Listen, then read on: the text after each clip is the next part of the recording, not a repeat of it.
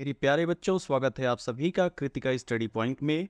और आज हम पढ़ने जा रहे हैं अमेरिकन पोएट रॉबर्ट फ्रॉस्ट की second poetry fire and ice. जैसे कि पिछली वीडियो में मैंने कवर किया था रॉबर्ट फ्रॉस्ट की ही जो जो पोएट्री है डस्ट ऑफ स्नो, जो फर्स्ट फ्लाइट की फर्स्ट पोएट्री है, उसको कवर किया था। उसके लिटरेरी डिवाइसेस भी कंप्लीट किए थे। लेकिन आज हम जो पढ़ने जा रहे हैं उनकी जो सेकेंड पोएट्री है फायर एंड आइस, उसको इस कविता के कंप्लीशन के बाद से बेटा इन दोनों को कंपाइल करके मैंने बनाया है 20 मोस्ट इंपॉर्टेंट एमसीक्यूज क्वेश्चन। उसको मैं कवर करने वाला हूं इसके जस्ट बाद ही।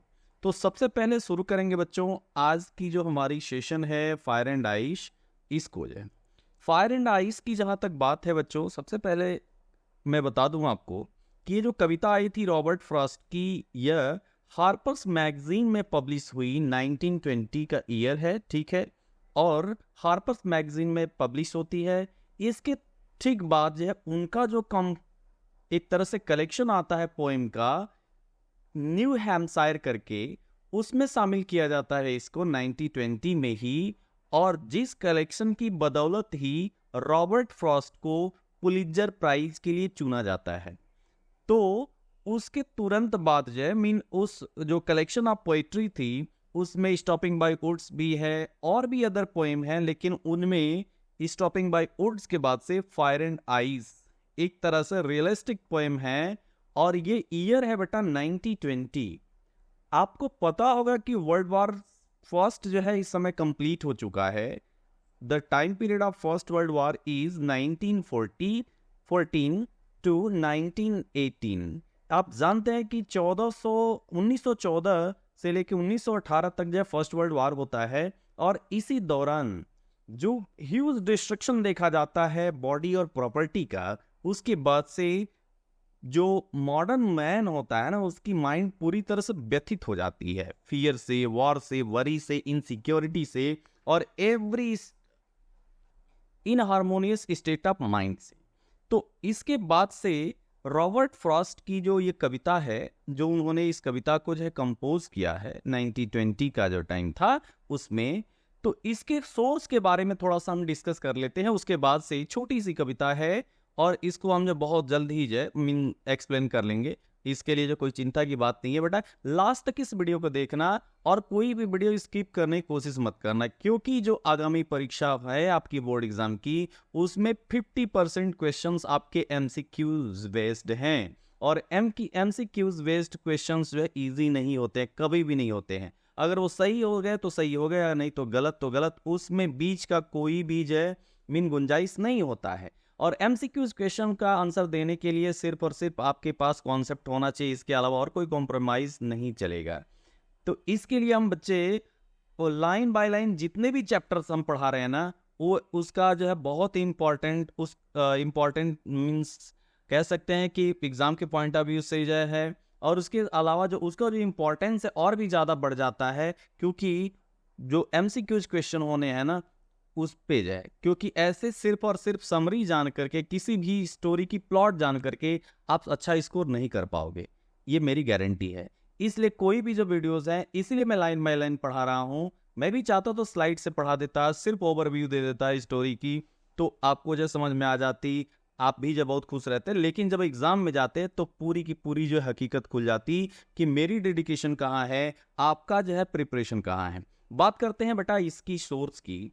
तो ऐसा माना जाता है ना, दो रिपोर्ट जो है इसके बारे में माना जाता है कि फायर एंड आइस को का इंस्पिरेशन मिला कहाँ से पोएट को। तो इसका इंस्पिरेशन के लिए दो रिपोर्ट माने जाते हैं। फर्स्ट रिपोर्ट ये कहता है ना कि शायद फ्रॉस्ट जो है किसी एस्ट्रोनॉमर के संपर्क में थे। एस्ट्रोनॉमर उसको कहते हैं बेटा जो अंतरिक्ष के one who study the space, जो अंतरिक्ष का जो स्टडी करता है उसको एस्ट्रोनॉमर कहते हैं, खगोलवेत्ता या खगोल विज्ञानी कहते हैं उसको।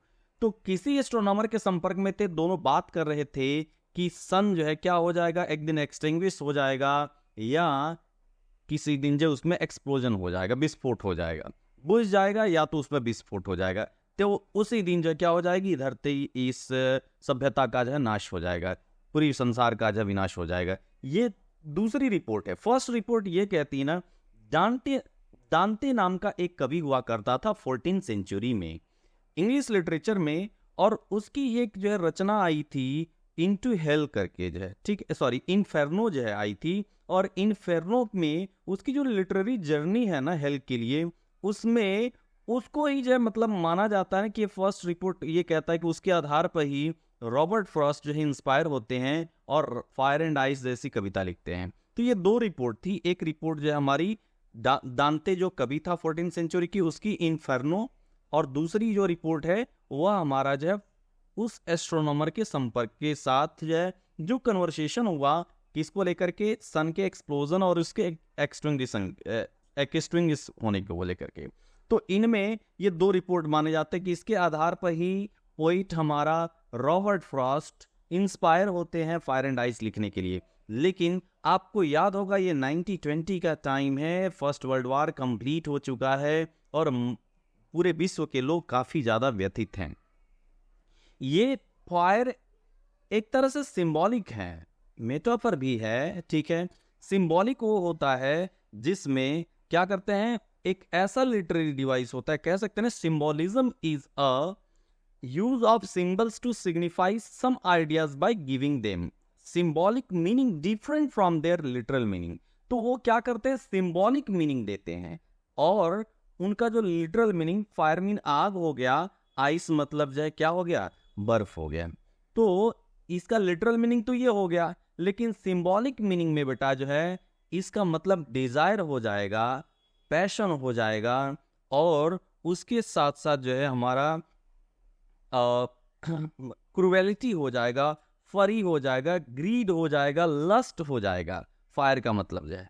लेकिन इसका जो सिंबॉलिक मीनिंग होगा आइस का, तो इसका हो जाएगा हैट्रेड, ठीक है बच्चों। उसके अलावा जलसी जो हो गया, ईर्ष्या हम किसी से रखते हैं, रिजिडिटी रखते हैं, हुआ जो इनडिफरेंस, किसी के प्रति उदासीन हो जाना, काफी ज्यादा उदासीन हो जाना, किसी तरह की नवीनता न लाना, फिर उसके साथ इंटॉलरेंस भी है, असहिष्णुता की भावना। तो ये दो सिंबॉलिक मीनिंग हो गए इनके। ये पोएम ही हमारी पूरी की पूरी जो सिंबॉलिक है।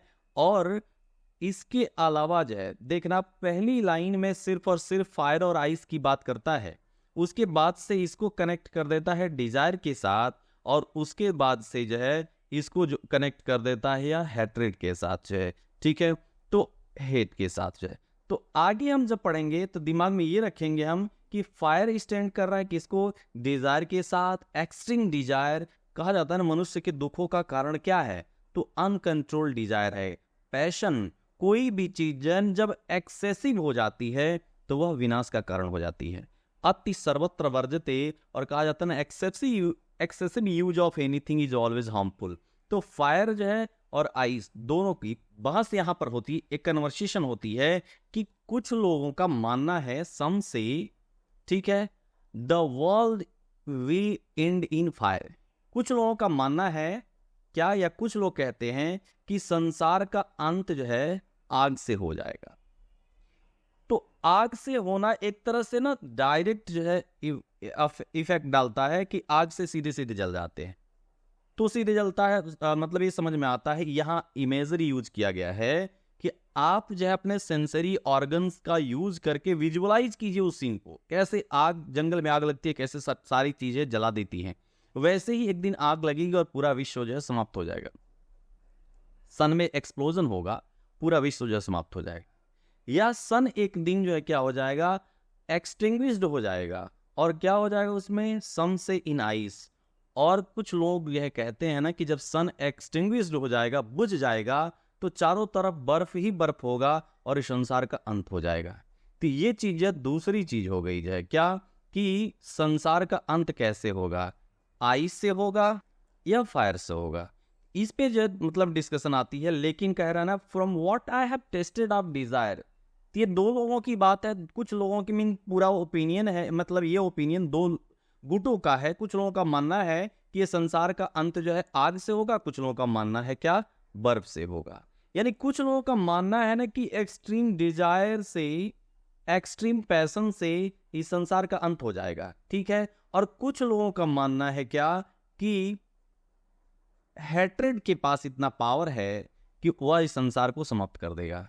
तो ये चीजें हैं, यहाँ सम से एनाफोरा जो है यूज किया गया है। ये हमारा लिटरेरी डिवाइस है। जब वो जो है वो रिपीट करता है जब दो से अधिक या दो मीन्स स्टार्टिंग जो स्टेंजा की स्टार्टिंग लाइन में जब कोई ऐसा वर्ड दो बार रिपीट करते हैं, दो से ज्यादा बार रिपीट करता है, उसको एनाफोरा फिगर ऑफ स्पीच कहते हैं या लिटरेरी डिवाइस कहते हैं। अच्छा ठीक है, इतना तो बात कह दिया।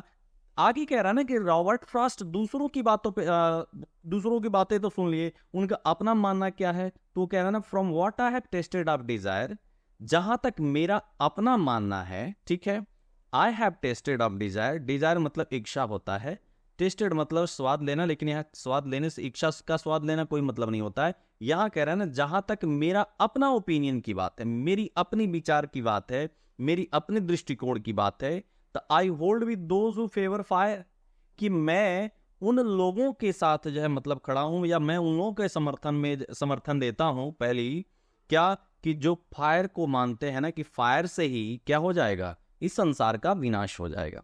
Mean fire will be the cause of destruction of the whole world.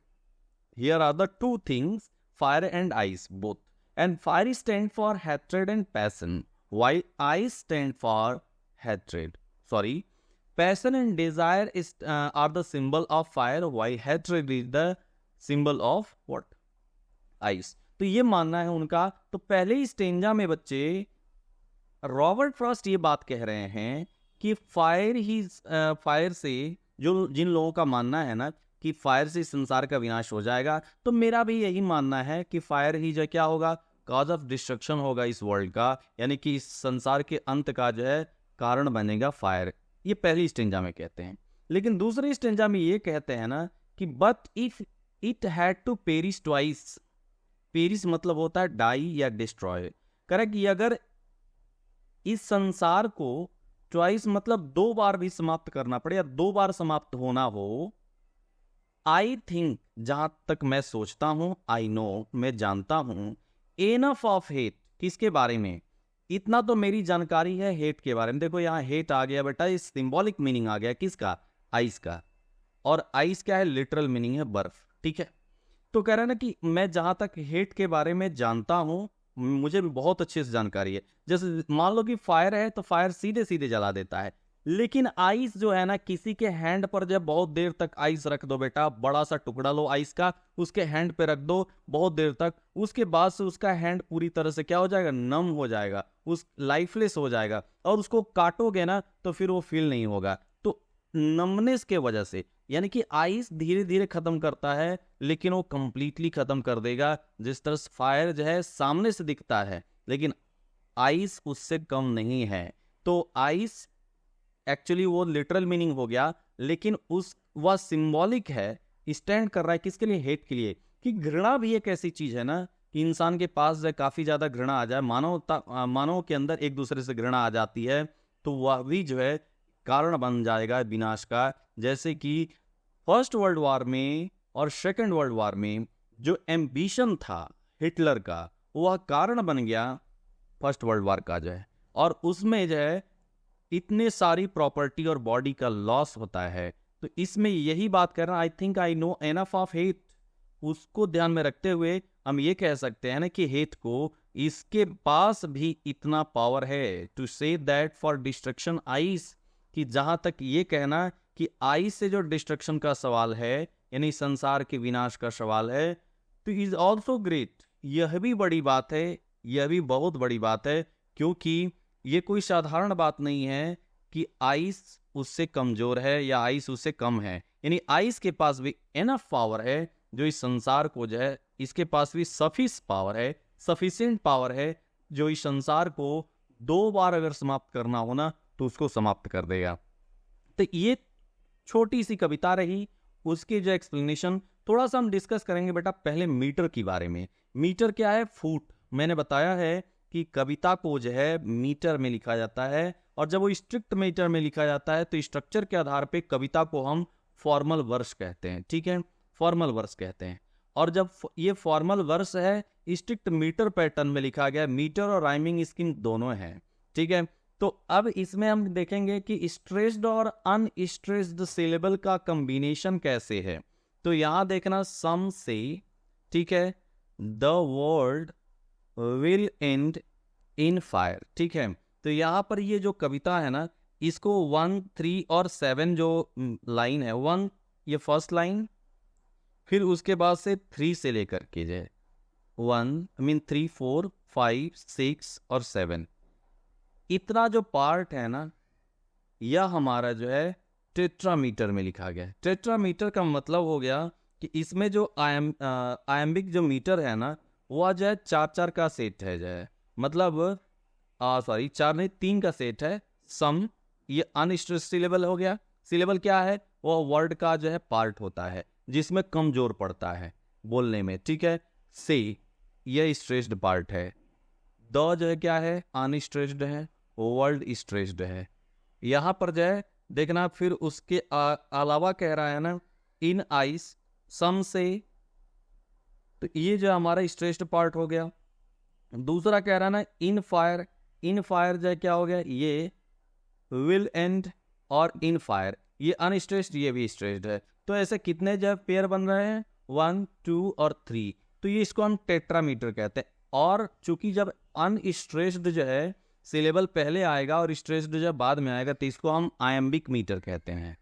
और कितने हैं इसमें, कितने आयम्बिक जोड़ा बन रहा है? तो 3 बन रहा है, तो इसको हम टेट्रामीटर कहते हैं। ये जो पोएट्री हो गई तो आयम्बिक टेट्रामीटर में जो पहली लाइन लिखी गई है। दूसरी लाइन में देखोगे तो सम अनस्ट्रेस्ड सिलेबल से स्ट्रेस्ड, इन अनस्ट्रेस्ड और आइस स्ट्रेस्ड, तो कितने जोड़े हो गए? 1, 2। अनस्ट्रेस्ड स्ट्रेस्ड, अनस्ट्रेस्ड स्ट्रेस्ड, तो 2 जोड़े हो गए, तो इसको हम बोलते हैं डायमीटर, ठीक है। तो ये आयम्बिक डायमीटर में लिखी हुई जो है सेकेंड लाइन है, ठीक है। अब वैसे ही जो है आगे की मतलब लाइनों में हम चलेंगे, तो आगे की लाइनों में भी ऐसे ही मिलेंगी। कहाँ? तो is also great and would suffice. तो ये डायमीटर में लिखी हुई जो लाइन है वह कौन कौन सी लाइन है? तो वह लाइन लिखी हुई है 2, 8 एंड 9। ये सेकंड लाइन है, 8 लाइन है और 9th लाइन है। तो ये लिखा गया है आयम्बिक डायमीटर में। और जो फर्स्ट लाइन है और थर्ड लाइन है, फोर्थ लाइन है, फिफ्थ लाइन है, सिक्स्थ लाइन है, 7th लाइन है, इसको हम लिखे हैं आयम्बिक डायमीटर में, ठीक है। ये रहा हमारा मीटर। बात कर लेते हैं थोड़ा सा राइमिंग स्कीम के बारे में। तो जहां तक राइमिंग स्कीम के बारे में जो है डिस्कशन है बेटा, तो ये फायर, डिजायर, फायर, यही केवल थोड़ा सा अलग हो जा रहा है। तो इसको हम ए दे देते हैं, ए दे देते हैं, ए देते हैं, क्योंकि ये सिंक कर रहा है एक दूसरे, डिजायर, फायर, फायर। और ये जो है अलग हो जा रहा है, तो इसलिए इसको बी कर देते हैं, ठीक है। तो ए बी ए ए, ये हमारा फर्स्ट स्टेंजा का हो गया। ट्वाइस, आइस, सफिस, ठीक है। अब दूसरी की जो हम अगर बात कर लेंगे, तो इसका जो हमारा राइमिंग सेट होगा ए बी, ठीक है। यहाँ पर जो सेकंड वाले में जो ए बी, और फिर यहाँ पर जो ए हो जाएगा ट्वाइस आइस, ठीक है। फिर यहाँ पर जो क्या हो जाएगा हमारा? बी हो जाएगा, फिर यहाँ पर ए हो जाएगा। तो इसका क्या हो गया? ए बी ए, और इसका क्या रहा? ए बी ए। तो ये हमारा राइमिंग स्कीम हो गया इसका। अभी हमने मीटर देखा, अब इसके लिटरेरी डिवाइस के बारे में बात कर लेते हैं कि लिटरेरी डिवाइस कौन कौन सा है। तो पहले मैंने बताया कि ये एनाफोरा है। क्या है एनाफोरा? मतलब जो है आपकी पोएम की स्टार्टिंग लाइन में जो स्टेंजा की स्टार्टिंग लाइन जो होती है ना, उसमें कोई वर्ड अगर दो बार या दो से अधिक बार रिपीट कर रहा है, उसको एनाफोरा बोलते हैं, ठीक है। इसके अलावा सिंबोलिज्म है। सिंबोलिज्म मैंने बताया है क्या है। डिजायर हो गया, हेट हो गया, ये सिंबॉलिक हैं किसके? तो फायर और आइस के जो है, ठीक है। उसके अलावा बेटा आते हैं हम इमेजरी के बारे में। तो इमेजरी कल भी मैंने बताया था, मैं लास्ट क्लास में भी बताया था कि इमेजरी होता क्या है। तो इमेजरी के बारे में कह सकते हैं ना कि it's a visualization of poetic description through our sensory organs, ठीक है। तो कह सकते हैं अपने सेंसरी ऑर्गन्स के थ्रू जो है जो चीजें हम विजुअलाइज करते हैं ना, और पोएट रीडर्स को कंपेल कर देता है, मजबूर कर देता है उन चीजों को विजुअलाइज करने के लिए, अपने मन में इमेजिन करने को लेकर के। तो वहां पर हमारा जो क्या हो जाता है? ये इमेजरी फिगर ऑफ स्पीच हो जाता है, ठीक है। तो यहाँ पर इमेजरी किस बात को लेकर के जो उसने वो किया है? तो फायर और आइस को जो है ना ऐसे रिप्रेजेंट किया है पूरी कविता में, जैसे आप जो है ना सोचने पे मजबूर हो जाते हैं कि कैसे जंगल में आग लगती है, तो फायर का जहां नाम ले रहा है कि फायर से जो वर्ल्ड का विनाश हो जाएगा, तो कैसे फायर से आग लगती है, फायर जब मतलब आग लगती है किसमें, जंगल में, तो कैसे जलना शुरू हो जाता है, हर एक चीज जो है समाप्त कर देता है। ठीक वैसे ही चीजें हम अपने मन में विजुअलाइज कर लेते हैं जंगल की आग को। आइस को लेकर के बात होती है तो अब हम तुरंत जो है चल देते हैं ग्लेशियर्स की तरफ, जो है जहाँ सिर्फ और सिर्फ जो है आइस की सिल्ट जमी हुई है, तो उसको लेकर के अब चारों तरफ जब आइस हो जाए, जैसे ट्रांस हिमालय, जो हिमालय का जो सबसे ऊपरी पार्ट है, वहां पर सिर्फ और सिर्फ जो है ग्लेशियर्स है, सिर्फ और सिर्फ आइस सिल्ट है, और वहां पर कोई वेजिटेशन नहीं है। जब कोई वेजिटेशन नहीं रहेगा, कोई वहां पर जो न फ्लोरा न फौना, किसी तरह की कोई जो एग्जिस्टेंस नहीं होगी, तो संसार तो ऐसे विनाश हो जाएगा। तो ऐसी चीजें हम ना विजुअलाइज कर लेते हैं, तो उसको हम कहते हैं इमेजरी। ठीक है, आगे चलते हैं बच्चे। पर्सोनिफिकेशन है। पर्सोनिफिकेशन किसको, तो फायर एंड आइस, ये दोनों जब पर्सोनिफाई किया गया है, इसके अंदर ह्यूमन क्वालिटी ला दिया गया है, क्योंकि ह्यूमन ही जो है क्या कर सकता है, किसी चीज को जब विनाश कर सकता है, उसके पास जो है ये पावर है, क्योंकि अपने से फायर और अपने से आइस किसी चीज को बर्बाद नहीं कर सकती है, इसलिए पर्सन की क्वालिटी आ गई है, ह्यूमन क्वालिटी जो इम्पार्ट कर दी गई है दोनों में। तो यहाँ पर पर्सोनिफिकेशन फिगर ऑफ स्पीच हो गया है। एलिट्रेशन है इसमें। एलिट्रेशन देखना, एलिट्रेशन होता क्या है, रिपीटेशन ऑफ साउंड्स होता है। तो इसमें देखना होल्ड है, ठीक है, होल्ड कह रहे हैं, इसमें हमारा शम से एनाफोरा के अलावा एस एस साउंड रिपीट कर रहा है, ठीक है यहाँ, तो एलिट्रेशन हो गया हमारा।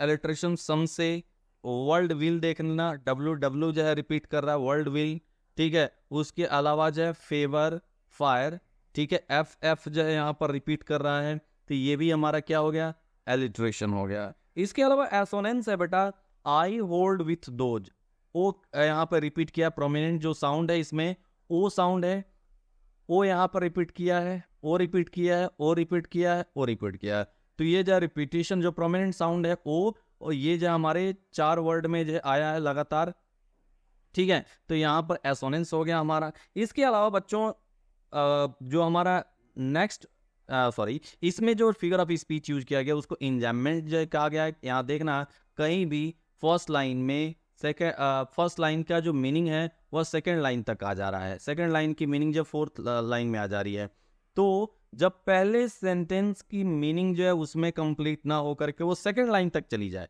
ठीक है, अब सेकंड क्या थर्ड फोर्थ फिफ्थ लाइन तक भी चली जाए, लेकिन एटलीस्ट रूल यही है इंजैममेंट का कि उसकी पहली मीनिंग उसका पहली लाइन का क्लियर ना होकर के जब सेकंड लाइन में जाती है तो वहाँ इंजैममेंट जो यूज हो जाता है, ठीक है बेटा। उसके अलावा एंटीथेसिस है, यहाँ एंटीथेसिस कंट्राडिक्शन है, किसका, आइडियाज का। तो कंट्राडिक्शन ऑफ आइडियाज क्या, ऑक्सीमोरन का ठीक अपोजिट होता है। ऑक्सीमोरन में क्या होता है ना, 2 वर्ड्स अपोजिट होते हैं, 2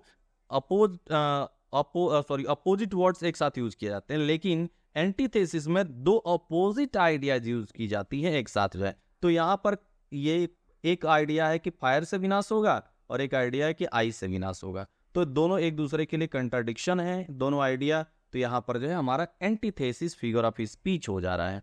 तो ये हमारा बेटा आज की क्लास थी फायर एंड आइस की। अभी कुछ जो हमारी नेक्स्ट वीडियो आने वाली है इसमें 20 MCQs मैं अभी रिकॉर्ड करूंगा, और fire and ice, dust of snow जो रॉबर्ट फ्रॉस्ट की दोनों पोएम है, इन दोनों को कंपाइल करके एक वीडियो बनाऊंगा और उसमें 20 मोस्ट इंपॉर्टेंट MCQs क्वेश्चन मैं दूंगा, जिसके बाहर जो है अगर MCQ फॉर्म में कुछ क्वेश्चन पूछे जाते हैं इन दोनों पोएट्री से तो एकदम इम्पॉसिबल होगा कि इससे बाहर कुछ आएगा उस 20 क्वेश्चन से। तो ऐसे 20 क्वेश्चन मैंने MCQs के तैयार किए हैं, उसको जब पूरी शुरू से लास्ट तक देखना, वो बहुत इंपॉर्टेंट होने वाले हैं। इसके अलावा भी इसमें कोई आपको लिटरेरी डिवाइस से किसी भी तरह की कोई जो पोएटिक डिवाइस है या कोई पोएटिक लाइसेंस है उसको लेकर के आपको कोई क्यूरियोसिटी है जानने को लेकर के, तो आप कमेंट बॉक्स में जो है आप कमेंट कर सकते हैं, पूछ सकते हैं। बट आज के लिए इस वीडियो में इतना ही। Thanks for watching this video.